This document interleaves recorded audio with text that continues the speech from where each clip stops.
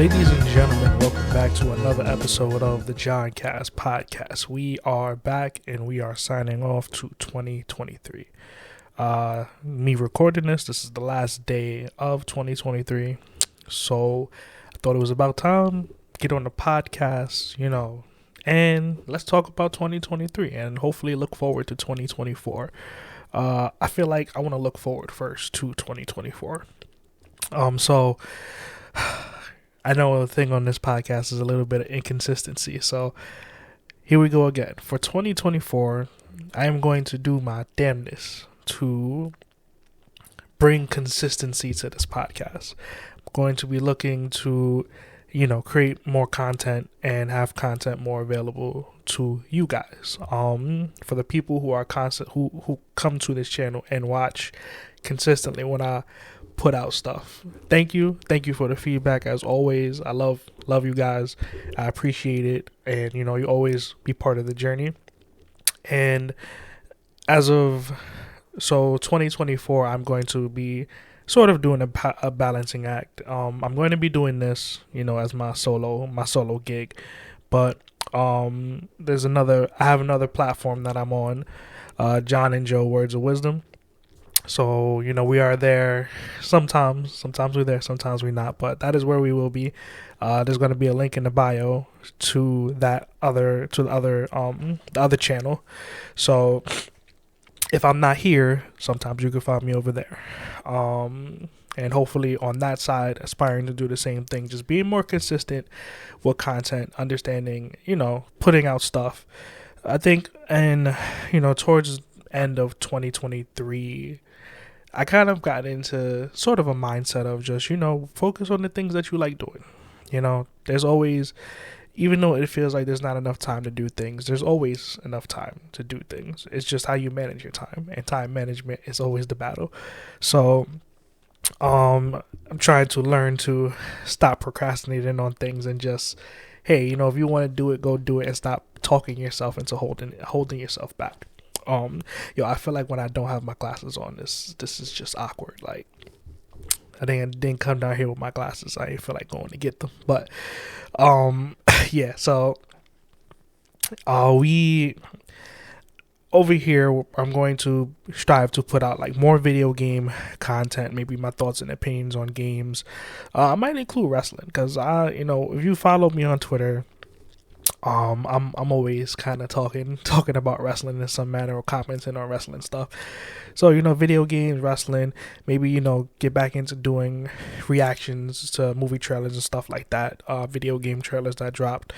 And yeah, I'm going to be trying to do more of that as, 2024 goes forward. Maybe, start incorporating movie reviews. I don't want to stretch myself too thin. I'm saying a lot, and a lot of it may not happen, but those are things that I aspire to do, and I'm going to try to do. For my solo ventures, all of that is going to be over here. But when it's time to invite somebody, unless somebody's specifically coming to, oh man, that focus was crazy, unless somebody's coming over to this platform specifically, most of the time you can find me on John and Joe with Joe over there, and we'll probably be talking about stuff over there. So yeah, I'm going to be using a lot more stuff available to me. And as far as 2024 goes, I am kind of expanding, I guess you could say, my portfolio a little bit. I decided to go back to school in a small manner, nothing too serious. Trying to get little certifications here and there, help my personal career and stuff like that. So at least in the beginning of 2024, I'm going to be a little bit busy, but it's not going to be crazy busy. But I'm still be here.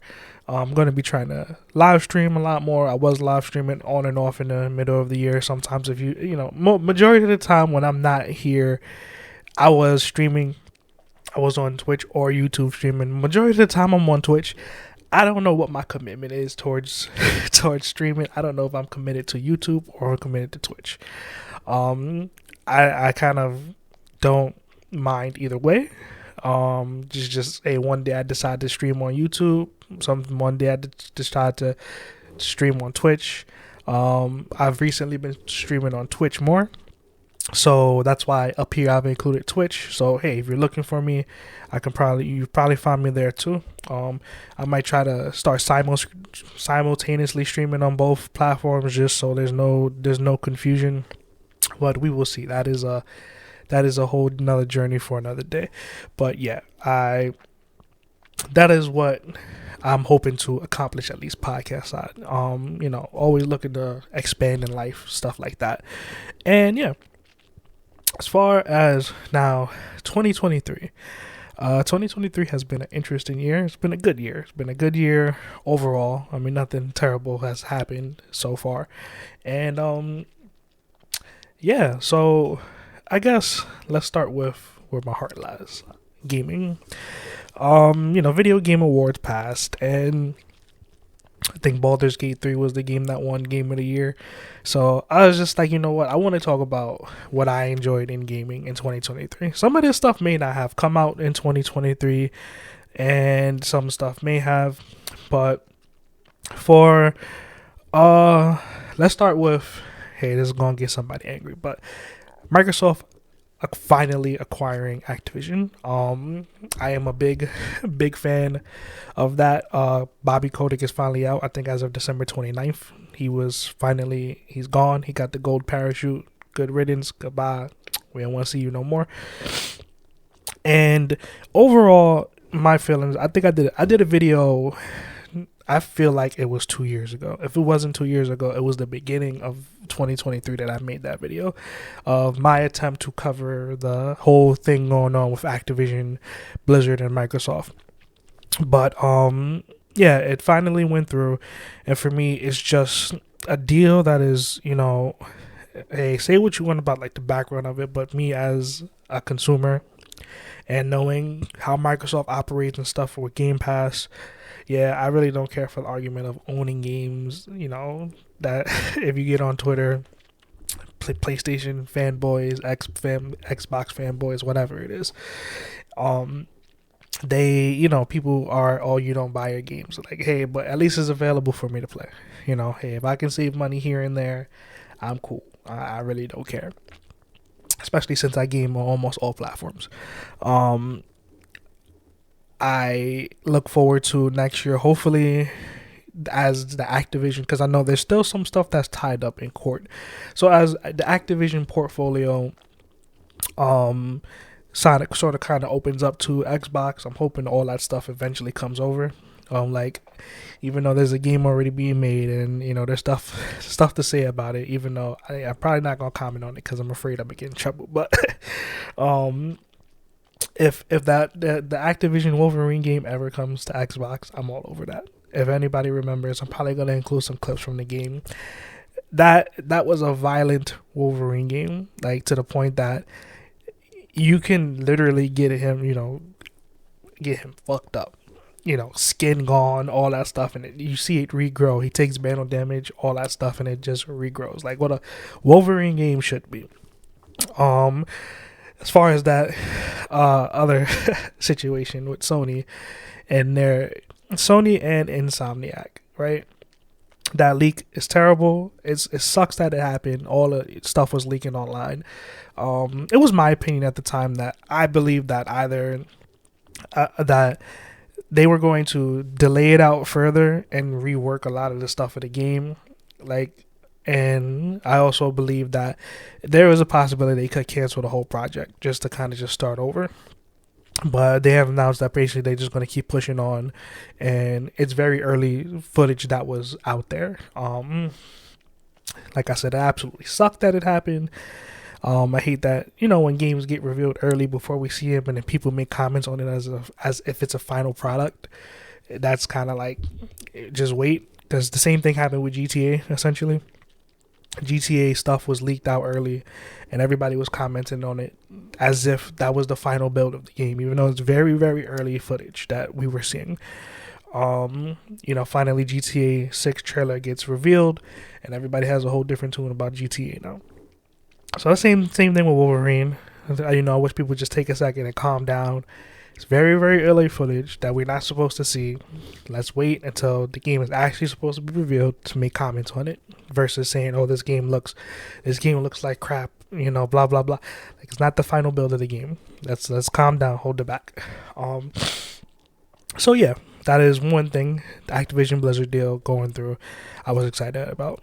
In my personal gaming that I've done this year, I decided to play Persona 4 Golden. It was on Game Pass for probably like the first half of the year. I feel like it kind of disappeared maybe like around September, October-ish, if I got that correct. But I play Persona 5, as you see my character. Persona 5 for me personally is probably the best video game ever made. I loved it. My history with Persona 5. One day I was on, I think PlayStation had it in it was in PlayStation Plus at the time.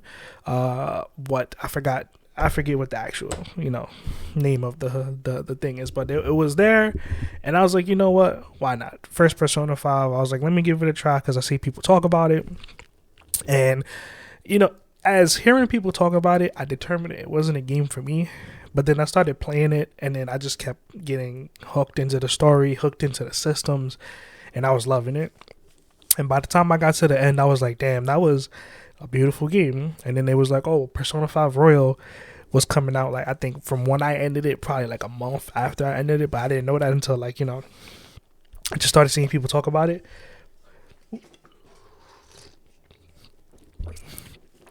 Gotta have some nice coffee. And to me, it was kind of like, how do you top perfection, right? That's how I viewed it. Somehow they found a way to do that. So Persona 5 Royal dropped. I got it. I was on it. Played it on PS4. That's where I bought it. And I was just taken aback. Like, I was just like, I don't know how they improved it. They added a character. They kind of did a little bit more story, added a lot more to the systems I play, and played through that and started doing a second run. Got more than halfway through it, and I think that's the point when I faded out the game. No, actually, I did finish that second run on Royal, and that's when I kind of put the game down for a little while. So I love Persona 5 Royal. I love Persona 5 series. I started even playing that Persona 5 Tactica that dropped recently. It was on Game Pass. Started playing that, and it's interesting. It is certainly it's different, but it is interesting. It kind of reminds me of, I guess, first game that comes to mind is something like Halo Wars, maybe Gears Tactics, Command and Conquer, something like that. That is the first games that kind of come to mind. It's kind of in that vein, not exactly the same, but those are the games that come to mind when I think about that. But yeah, I decided to play Persona 4 Golden because I was just like, hey, Xbox at the time, they put Persona 3, 4, and 5, all the premium editions onto Game Pass. So I was like, you know what, let me play Persona 4. And I gotta say, from the beginning, it was a little bit of a slow start, but that is how Persona 5 was to me as well. It was a little bit of a slow burn in the beginning, but once the story starts picking up, you start to get hooked. I'm not like, there may be some spoilers here, so spoiler warning, but in Persona 4, after finishing it, I feel like I like Persona 4 Golden better than Persona 5 Royal from a story perspective. And I think that's more because, like, I've had time to sit on it. It's been months since I played Persona 4. And I just feel like the story kind of feels a little bit more relatable in a way. Like, I feel like I have more investment into the characters in Persona 4. Don't know how that happened, but even though they sort of have that similar, hey, high school kids, and this is what's going on, I feel like the story of Persona 4 grabbed me. Like, there is a point where you as the character little sister gets or the little sister figure gets taken, and there was, like, in that moment I felt investment in that character. Like, oh no, we gotta go get her back right now. You're not gonna do that to homegirl. Like, and there's just, like, with all the kids that's involved in there, I feel like there's a lot more relatability to it. So the overall story, I got the perfect ending as well. So I got to the extra level DLC that's towards the end, I I I got to the, I guess what you call the true ending of the game. And yeah, I experienced it a lot. It took me a while to get through that. I think overall it might be longer than Royal.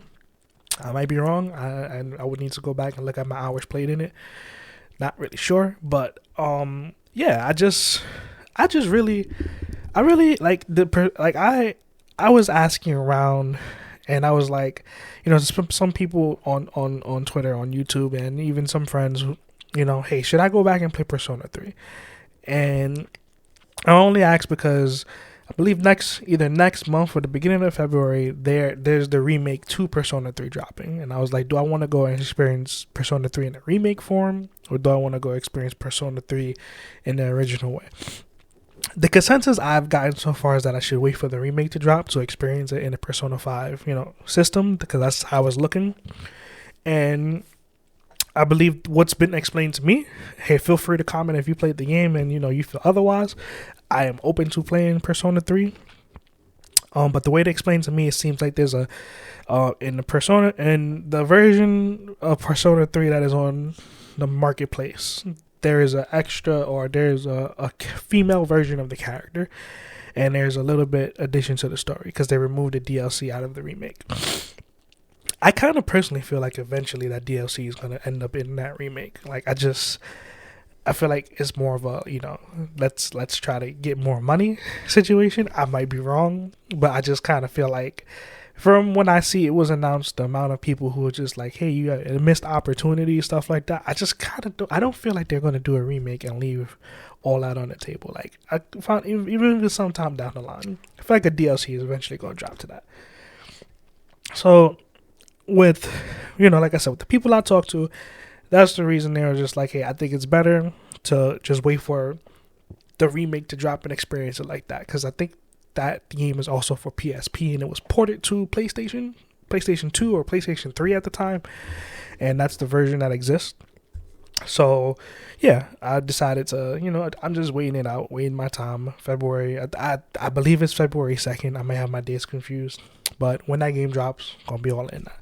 So, yeah, that's probably my personal favorite game that I played this year, Persona 4 Golden.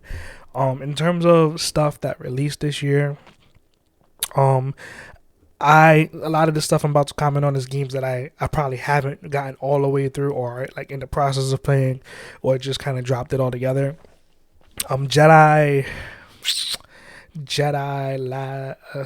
can't remember. The Star Wars game that came out this year, Jedi Survivor. There you go. I did not finish that game. I got that game at launch, and I haven't come back to it yet. I started it, and I liked the story it was telling. I liked, the evolution of gameplay mechanics, but that game had a whole lot of bugs when it dropped. I did see not too long ago, it was probably a month ago, that they released like an update to the game, and it finally fixed a whole lot of those issues. So I'm mentioning it because I really did enjoy what I was playing, but the bugs that I was experiencing, I was playing it on Xbox. I just wasn't. It's just like, you know what? I'm gonna let this sit for a minute, and I have a habit of doing that, letting the game sit, come back to it, and probably enjoy it in a way better state than when I left it. So yeah, another game I'm gonna mention, Cyberpunk, Phantom Liberty DLC. I'm one of those people who will tell you at launch. So listen to me. I played the game on Series X, and I did not have the majority of the problems that everybody was having, that they were talking about, that was, hey, if you were interested in Cyberpunk at the time, and so all the stuff that was wrong with it, mostly on Xbox One and PS4. I played it on Series X, so I myself did not have all those issues. I had minor bugs here and there, but they weren't game-breaking bugs. It wasn't enough to make me stop playing the game. So at launch, I love Cyberpunk 2077. So when they dropped the DLC Phantom Liberty, and they also dropped a patch which was labeled as Cyberpunk 2.0, that 2.0 update really adds a lot to the game, to the point that I started replaying the game, and I started to replay it, fell in love, and I have not started the Phantom Liberty DLC because I'm just like, I remember, because I pretty much played it, finished it, and I left it alone. But now I'm playing it, and just I felt like I'm re-experiencing the game again. So I have not like gotten into the Phantom Liberty, but as far as the 2.0 update, like there's so much that they added to the game. There's so much stuff that's just makes systems easier. There's so much stuff that, in the background, like police actually being a real threat now. They that's an update that's added to the game. Other little, like, now you can ride the metro 2 places, which is like a cool thing. Anything that's in that 2.0 update like adds to the quality of life when you're playing the game. And right now I'm about to start the Phantom Liberty DLC to start getting into that. So I can't wait till I start doing that. So it's going to be 2024 experience. Hey, I might talk about it depending on how I feel. But yeah, I believe if you've ever had interest in Cyberpunk 2077 and, all the bugs and all the stuff that at the time held you back, I think it's a perfect time to go pick it up. As far as I've seen, if we call it on sale, it's been on sale for $35, and I think that includes the Phantom Liberty DLC. I'm not 100% sure, but don't quote me on that. But yeah, that's another mention. The game that I probably played the most, that came out this year, Resident Evil 4 remake. Like what can't you say? If you play Resident Evil 4 when it originally came out, or through the 10,000 different versions of the game ports that's happened over the years, hey, jumping into the remakes just feels like old times. There is a lot of the same and a lot of difference at the same time. Like, they really, for me, Resident Evil 2 remake, loved it. Resident Evil 3 remake, liked it, but I have my issues about it because I felt like it felt like it was really rushed. Like, it was just, okay, boom, we did this, and they left a lot of stuff out of the original that was in the remake, and it just felt like a rushed, let's get this out the door situation. Resident Evil 4 feels like they took their time and gave that game love. Like, everything that you loved about the original, everything that you loved about the original is probably in there, and somehow maybe even done better. I've streamed playing Resident Evil 4 a couple times. I didn't stream the entire game, but I have streamed playing it a couple hours into the beginning of the game. So, hey, I think that's on YouTube. So if you do want to, see some gameplay, that's there on the YouTube channel. But when it comes to the game, so I finished the story. It's typical beats. They add a lot of stuff, and I felt like even the Ashley system is a lot better than it was in the beginning. You playing as Ashley, when you do play as her, it's not like as a hindrance as it was the first time around.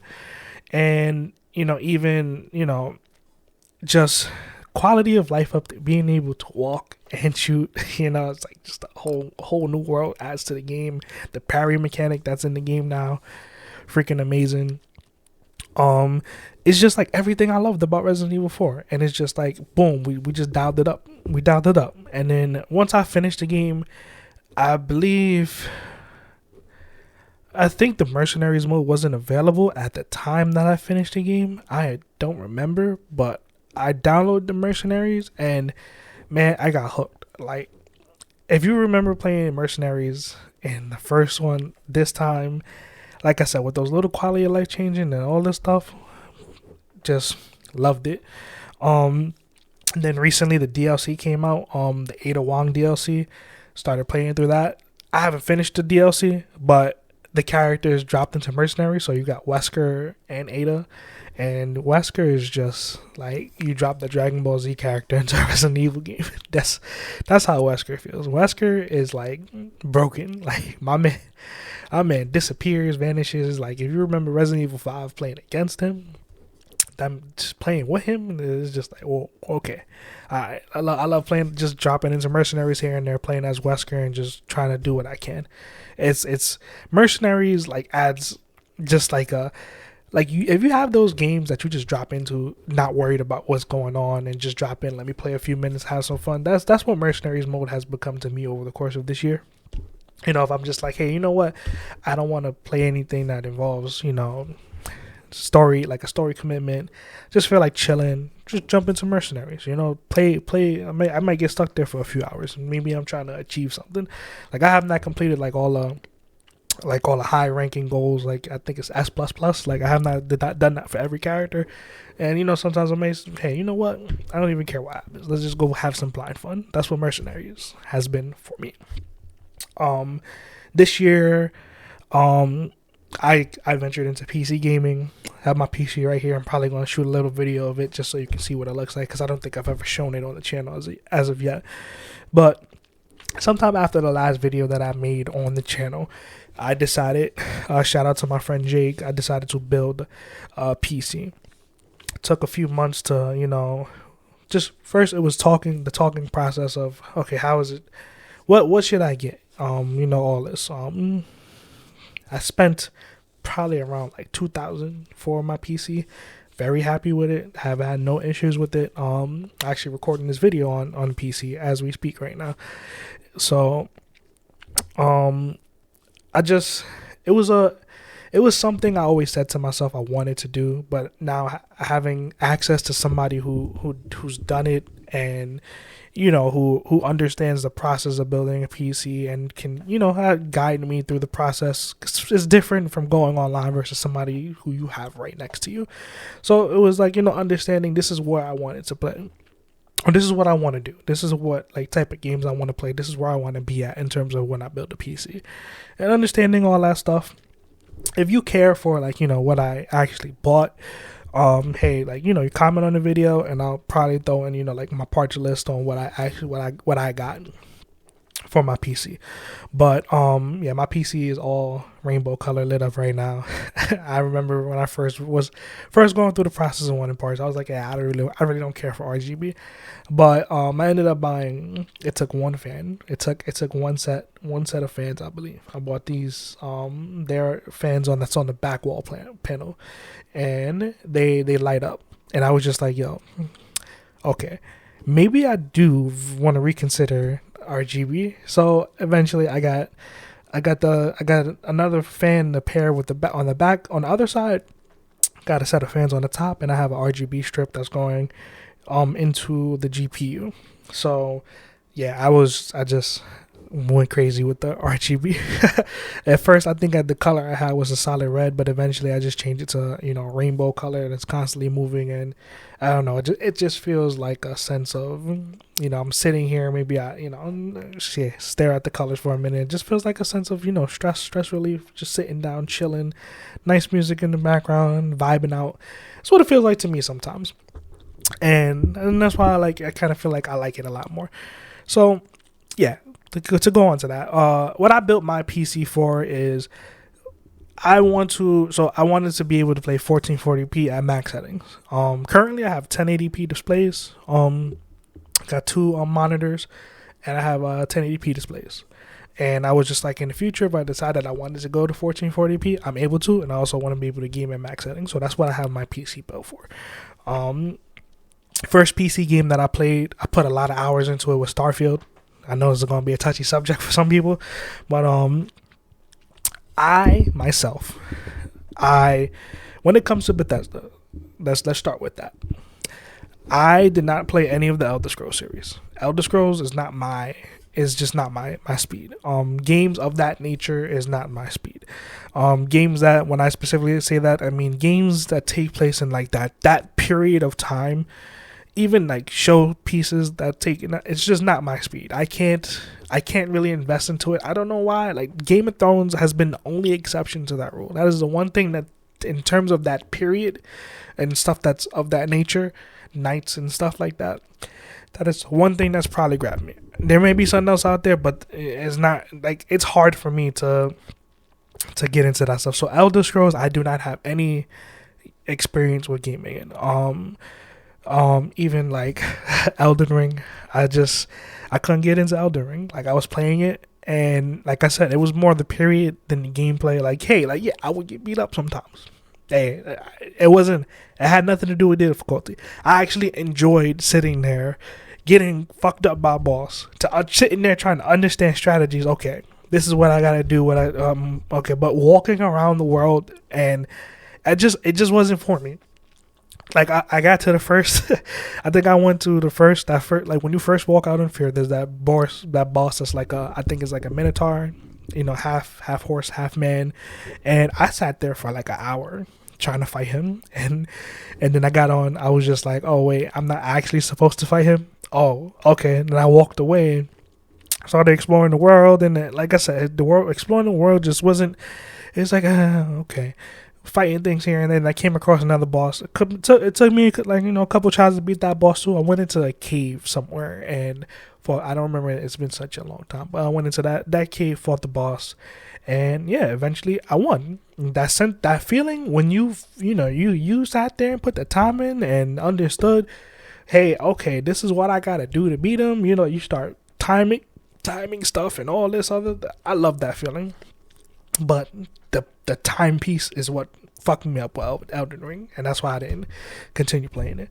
But back to Bethesda. So I didn't get into that. Fallout, I've played Fallout 3, Fallout 4, Fallout New Vegas. I think that's my history of Fallout games. I didn't touch Fallout 76. But yeah, I like the Fallout series. Post-apocalyptic world. I enjoyed the Fallout series. So that is where my core Bethesda experience comes from. Starfield, I expected Fallout in space, and in terms of my expectations, that is exactly what I got. Yes, are systems dated? Sure. Was the game overpromised? Sure. Did I have a problem with any of this? No. I love Starfield. I'm not finished the game. I put 40 hours in, and my problem is so I got that game. That came with PC game. Oh, that came with PC. So when I bought the GPU, I have AMD GPU. So that came with the game, the special edition of Starfield. So I got that.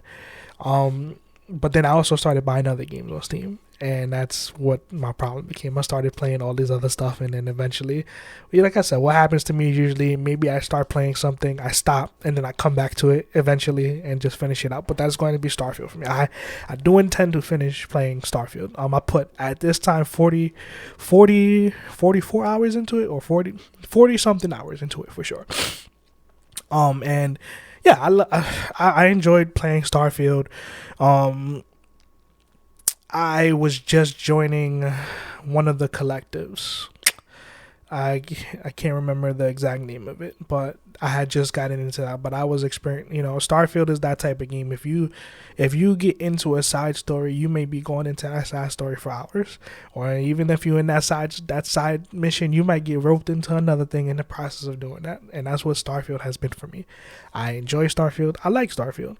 If you understand what the Bethesda experience is, basically, I really don't believe you should have a problem with that game.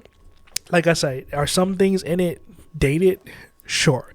I feel like, that's the Bethesda game. When the overhype of like game of the generation, all that stuff that was being talked about with it, I didn't believe in that. I was just like, let me play the game first before we start going on that hard. But yeah, so Starfield is another game that I'm going to mention. In terms of PlayStation. So I think in total this year, maybe I played 2 PlayStation games. First one, I finally sat down and played and finished because I got my PS5, sorry. I think in the beginning of this year, or probably late towards last year. So I want to buy God of War, but my problem is that it's never on sale, and I'm not buying it at full price, especially as long as it's been. So I'm just like, when it goes on sale, I probably will buy it. So I played Horizon Forbidden West, and I also played Spider-Man 2. So in terms of Horizon, I love the story of Horizon. And what with the story that's being told, especially in part 1, I think my I guess sort of problem with it's like the gameplay at times. Like there are times when it feels like it's dragging, right? I feel like the story is enough to keep me hooked, but there's just like at least in terms of the moment-to-moment gameplay. There's times when, hey, you all up in it. You understand what's going on. Let's go. Let's get it. But then there's other times it's like, okay, like, let's get to the next part. Let's hurry it up, travel across the world, all that stuff. And then, the way fast travel works in that game is not always accurate. And we may not have the resources to fast travel, so you got to walk across the world sometimes. And it's not always fun. Like, Red Dead is that kind of slow burn to how you travel across the world. But there's so many different things that could happen and you were traveling across the world that are just like, okay, yeah, I'm about to get robbed, right? It's not like that Horizon. So Horizon, like, I look forward to Horizon 3 because I love the story, the entire story from part 1 to part 2. I'm there. You got me. The gameplay, I feel like improvements can be made. Crafting system, like it, all the way you get stuff, like it. It's just like that moment to moment gameplay. I just feel like maybe if we could speed it up. Hey, if there's a way to, like, because towards the end you get the ability to fly on a bird, and I'm like, I wish I had that earlier, because you get across the world faster. So it's just like, hold on, all right, sorry about that. Back to it. So, yeah, like moment to moment gameplay, that's what it is for me. I just, like I said, if we can make it faster, that's pretty much where I stand with Horizon. Like it, if I had to give it a number, like right here on the spot, I would say it's like a 7.5 out of 10. I think that's fair. Other game I played, Spider-Man 2. Here we go. Another probably controversial topic. After the discourse of the Game Award of PlayStation not taking home any I think awards except for I think PlayStation Studios, which is the movie studio attached to it, or Sony Studios. People were saying Spider-Man 2 deserved to be Game of the no, okay. Spider-Man 2 did not deserve to be Game of the Year. Personally, I would give Spider-Man 2 a 9 out of 10. But did it deserve to be Game of the Year? Hell no. Here's my reasoning why. Spider-Man 2, in terms of gameplay, I don't think it's better than Spider-Man 1. I feel like in terms of what you have available to you in Spider-Man 1 is a lot more broader than Spider-Man 2. It is simplified in a way to make mechanics work between both Miles and Peter in terms of item usage, right? In terms of like, the sonic device for the symbiotes, the web shooter that ricochets off enemies, stuff like that. And then you have a simplified system of their individual powers. You get four, you get to use 4 at a time. I feel like that is like limiting, because I'm not even going to say limiting, because in terms of like gameplay, it's not ever a problem for me. It's kind of like there are abilities that I wish it's just available to you. Like, hey, if I maybe, they're like, maybe I double tap instead of just pressing and it changes what the ability is. Because by the time you get to the end game, they have so much abilities, but you're only going to be able to use this specific set or one thing at a time. Something is better over others. Maybe during this something I want to use just because it just feels better to use than what's already available. And in terms of the story, I don't like. Yeah, it's cool. It's nice. I'm not gonna say it's the most like. You can see things coming from a mile away of what's gonna happen. So it's just like, big spectacle events. That's what I expect. But I don't feel like as an overall product is better than the first one.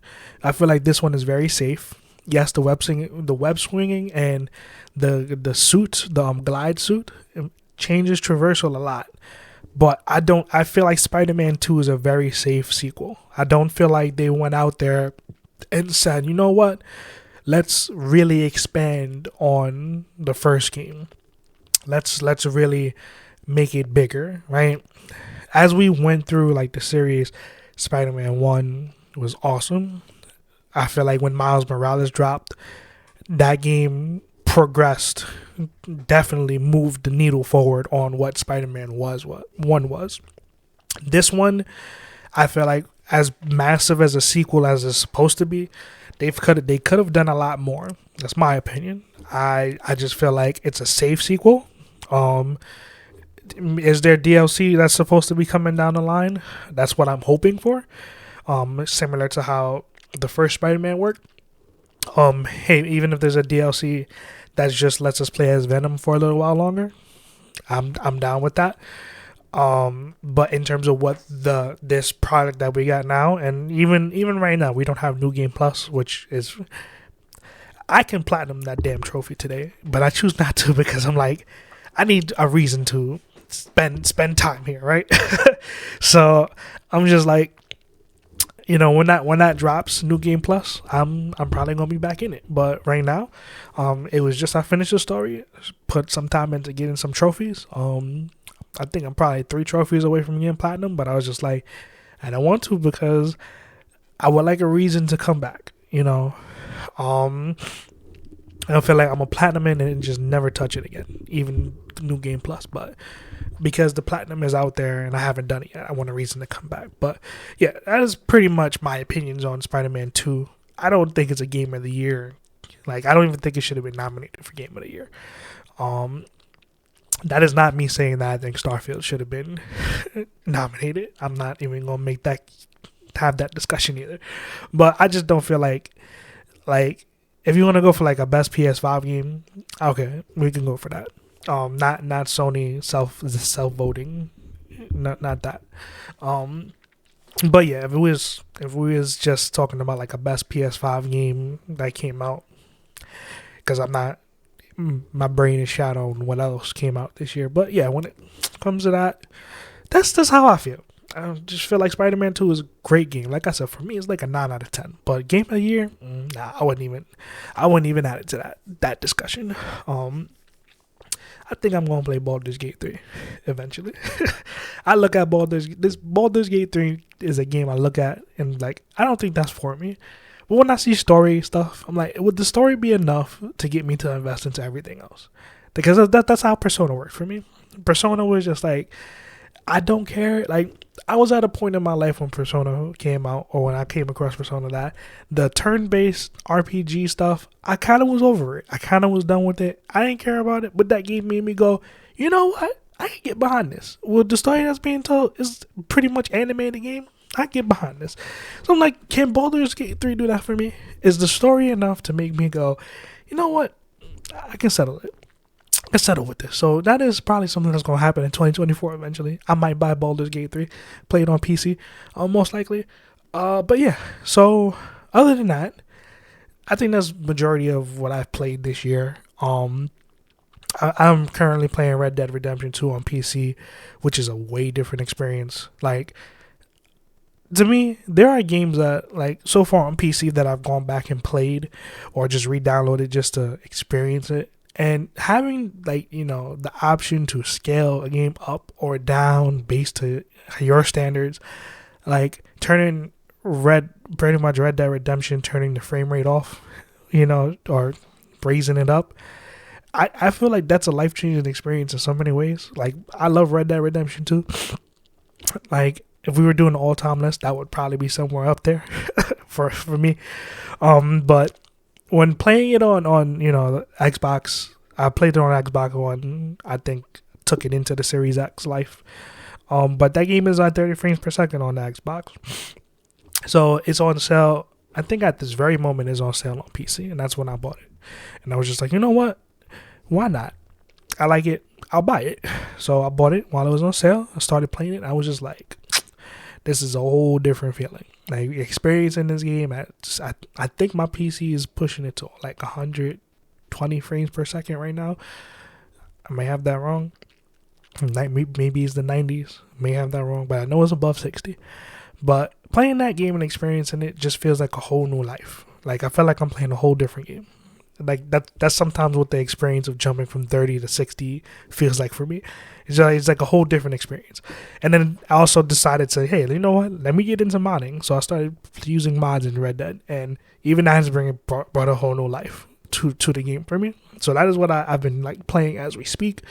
Like I said, I'm most likely, when I'm done with my Red Dead experiment, I'm most likely going to finally go through the Cyberpunk Phantom Liberty DLC.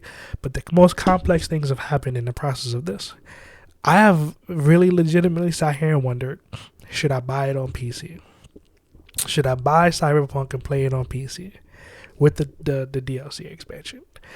Like I haven't like I said experienced it on the Series X yet. That's where I own Cyberpunk. I have the Phantom Liberty DLC on the Series X. But I'm just like, should I buy it on PC? Like, as of lately, I have been really going to PC life. Like, I have spent a lot more time on PC than my consoles. Is it because it's the newest thing? Probably. But like playing Apex Legends on PC versus playing Apex Legends on my Xbox just feels like a whole different world of experiences. I feel like the gameplay is so much smoother on PC. One thing I aspire to learn, I want to play keyboard and mouse. I am not there yet. I feel like retraining my hands to play keyboard and mouse has been so difficult. There's some games like if it's a slow build, like Starfield. Sometimes I use my controller. Other times, because of the nature of how Starfield is, I'll play keyboard and mouse, try to get used to it. But I feel like just getting used to playing keyboard and mouse in a fast-paced game like Apex is a little different. So yeah, that's something I hope to do. I wanted to talk about more things in 2023, but this video is already going 46 minutes long, and I feel like I should say F it, right? Cap it here.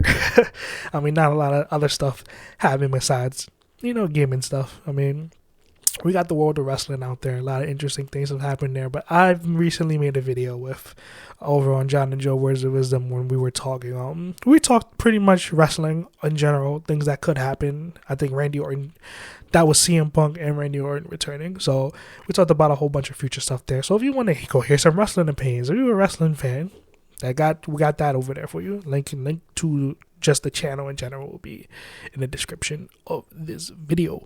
So I think aside from that, I talked about 2024. I talked about my games in 2023. As far as where I stand in the debate, I don't know anymore. I've been loving gaming on PC, and I feel like I should have done it sooner. Gaming on PC really makes me feel like, am I going to buy another console? Like, is it seeming like PlayStation is going to start really pushing to have their games on PC day and date? Xbox already does it. Game Pass makes a lot that bullet of buying games all the time easier to swallow. When I'm on PC, between Steam, Epic Game Store, any other market out there, I feel like there's always something on sale, and there's always something that's like, you know what, I'm going to buy that. And then you also have the route of emulation. I'm not going to really go into that, but when you emulate old games that, you've been wanting to play forever, like I've recently started to play Infamous again, and that is a game, that's probably a subject for another video, but Infamous is a game that I'm just like, we need something to happen with that IP. Like, I understand, with all the leaks that happen, selling Marvel, like PlayStation making Marvel games, Wolverine, allegedly there's an X-Men game down the pipeline, but I understand those big names sell, but it also costs them a lot to make it. And I was just like, imagine what we can do, like if we even remade the original Infamous, the first one, what that game would look like today. That, like playing it now, I'm just like the potential, like, and I feel like Infamous would sell. I don't know the numbers right now, but I feel like Infamous is one of those games that people will get up to buy. Like, especially if we remade the first and second one. I think the fourth one is available. Not the fourth one, the third one, Infamous Second Son. I think you can play that on PS5. So even if hey, if you experience that, I feel like if they even add it, I don't know if it's there, but if there's a patch, make that game run at 60 frame, maybe they clean it up. Hey, that's another game. I'm like, you can probably add a second life to that game. I feel like the Infamous series, like there's a lot of series that's kind of dormant that exist on the PlayStation platform that I'm just like, even in the Microsoft catalog, that just like, yo, you can bring it back, do something new, remake old games. I don't want to talk about remaking old games because that's been a thing with Sony lately, and I'm not really liking it. The way, like the games that they are choosing to remake, like I don't think The Last of Us Part 2 needs a remaster / remake, whatever we calling it. I don't really think that needed to exist. I didn't think the first one, that first remake / remaster needed to exist, but that is just me. But I am going to wrap this up. I hope you guys have had a good 2023, and I hope you guys have an amazing 2024. I hope whatever goals you decide you do, New Year's resolutions, I hope you guys are successful in that. And hey, don't, if you feel like you failed, don't ever think about it you failed. Just, hey, this is a failure is always a learning experience. You learn something new and you figure out how to pick up and press on in a new way.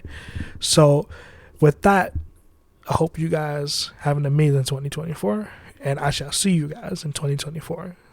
Peace. I have to finish the story.